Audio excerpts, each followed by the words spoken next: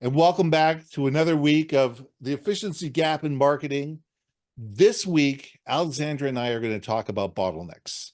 What are the policies and processes? What are the things that actually keep the marketing from moving forward? What are the things on a day-to-day process within the marketing department and outside the marketing department that are keeping your marketing from going forward in an efficient way, in an effective way, and actually getting the right piece to the right customer in a timely manner so that it resonates, that people, agree with it, they listen to it, they understand it, and they engage with it. So Alexandra, let's chew on this for a bit. Thanks, Ben, and it's great to be back. I'm really excited about this particular episode. I'm excited about all of them, really, but process is so important because Well, you're a process what person. I am, I love process. I really do, and the reason I love it is because it works. And that when we have solid processes in place, when we know what it is that we're doing, and our people know what we're doing, and our clients know what we're doing, everything flows. Human beings, we love a process, we love a structure. It's how our brain works. But coming back to identifying our workflow as businesses, it's really important to continuously improve what we've done, what we've already done. So looking at, are things working? What's not working? If it's not working, why is it not working? To continuously improve what we're doing instead of stagnating. Because if we're not continuously improving, we're not moving, we're not growing, we're not evolving with everyone else around us, and we're going to be left behind. And I'm going to tell you, I don't want to be left behind. So it's about really moving and noticing what's happening and having processes in place to see, and certain tools. Are things working? What are my customers saying? Do I have a feedback tool in place? Do I have a survey analysis person in place, or do I have someone that can analyze my surveys and my feedback? What does it even mean? What do I need to change in my brand or in my business or in my product, whatever it is that I'm offering? And then having a look at, is everyone happy? If not, why isn't everyone happy? Are my team, just asking so many questions, but also remembering to include all of this within a quality management framework, to have benchmarks for things. How do you know that you've achieved something? What do you have to compare it to? So all of these things, having all of these tools and processes in place, help identify whether we're moving in the right direction, whether we're actually hitting the mark, and whether we're evolving and growing as a business to be sustainable and successful and continue on. Well, I love that you talk about it in terms of sacred cows, of not having sacred cows, Mm, because too many companies build systems, build processes, and that's it. It's in yeah, the book, it's in the binder. This is how we yeah, do yeah. things. Mm, And been doing this for 30 years, and 20 years ago it became out of date, but we're still doing it.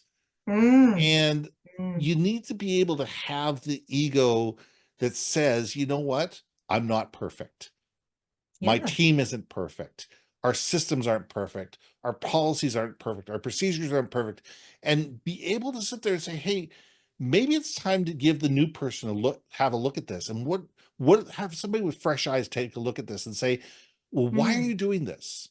mm. You know, COVID was a perfect example. COVID was Oh, was absolutely. wonderful to sit there and say, okay, we came through COVID and we had all of these things that policies and procedures that we put in place because we needed to during COVID to keep Yeah. people safe, to keep people healthy, to do all that.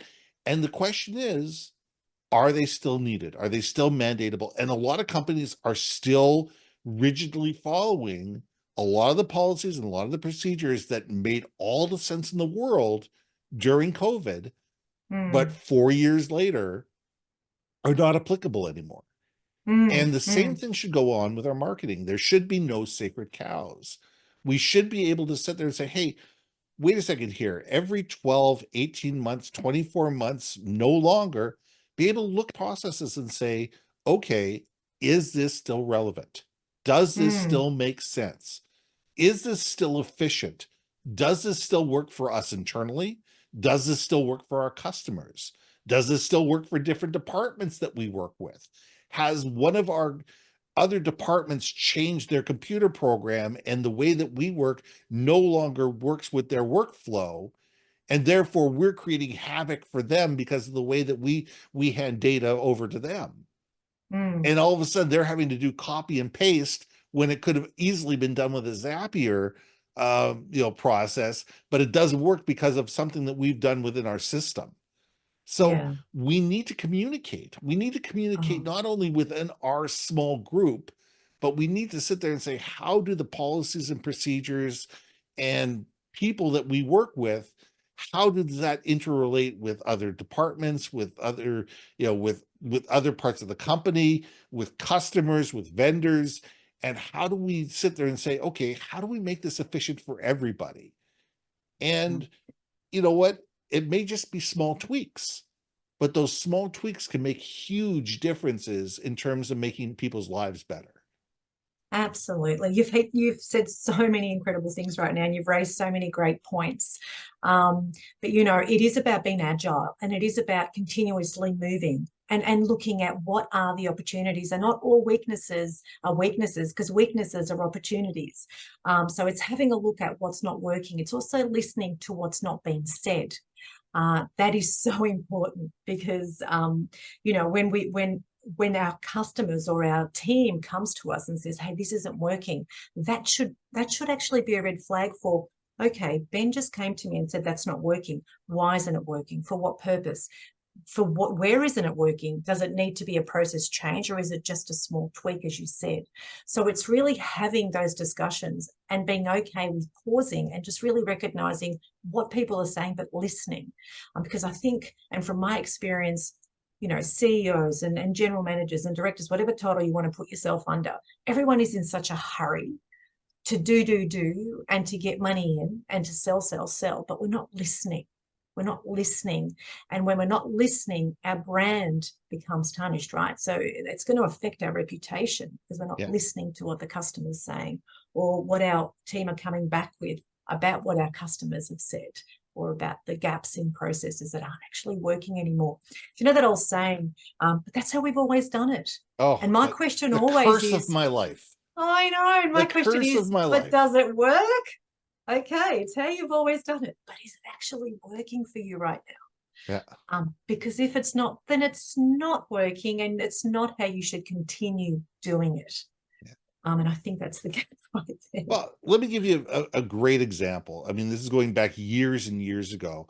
We had a fairly large client that never paid within 45 days.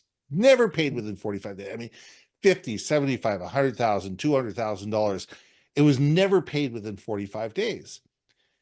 And I finally took the head of their payables department out for lunch. And I said, look,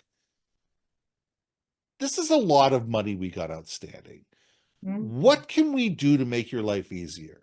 They said, really? Do you mm. know what the major problem is? What? Your invoices don't match our purchase orders. Oh my goodness. Line for line. We would Mm, reverse a line, or we would, we would our shipping, we didn't tell them that all of a sudden the shipping cost went up, and we didn't tell them before so they could amend the purchase order mm. before we sent the invoice. So the invoice could be out $50 or $100 on $150,000, and it would be held up in process because all of a sudden now three people have to go looking through this thing. If all Mm. of a sudden we communicated them and says, hey, the shipping was $150 more, no problem, boom, they adjust the purchase order. My invoice now matches their purchase order. All of a sudden we were paid in 28 days. Now, something so small, had you not approached that person and had you not raised it, they would have still been getting paid all those days later. And it was something so simple that just needed a very quick tweak. It's just a process that wasn't working. Exactly. And Interesting. it's just a communication. And I I think, wonder, Ben, oh, sorry to interrupt. no, Go go ahead. ahead. Why is it so hard to ask, why isn't it working? I find that in so many organizations I've worked for and worked with, and people are just so frightened to ask, why isn't it working? That really intrigues me. Because people don't want to be wrong and they Hmm. don't want to rock the boat. point. Good You point. know, both ways, both ways. So what? You know, and Hmm, which you know, and I think it comes down to the fact that people don't want to sit there and say, we don't want to make so and so upset.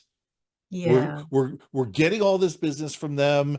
You know, it's happening. It's, you know, the thing, you know, if they're being a little unreasonable, fine. We're getting $10 million worth of business out of them. You know, if they're being a little unreasonable, fine, whatever. That Mm, little conversation could all of a sudden turn it in, that $10 million worth of business into $20 million of business, or $50 million worth absolutely. of business. And it's a matter of sitting there going, how can we make things easier for them? Because it could be the fact that we're making it inefficient for them, so they're not giving us more business. Mm. So it comes back to marketing once again, because it comes Always. back to our own insecurities, our own limiting beliefs that we don't want to rock the boat. Well, for what purpose don't we? And why does it have to be rocking a boat? Could it not be looked upon as maybe continuously improving our processes to make it easier? So again, the language, because I know you're so big on communication, Ben, that, you know, our language really matters. So do we have to call it rocking the boat?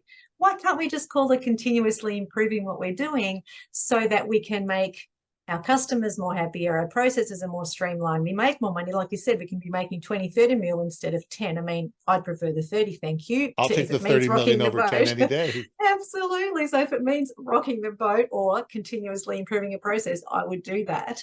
So I think we need to maybe relook at how we think about things and where our limiting beliefs lie or are, our boundaries, you know, and why are they there?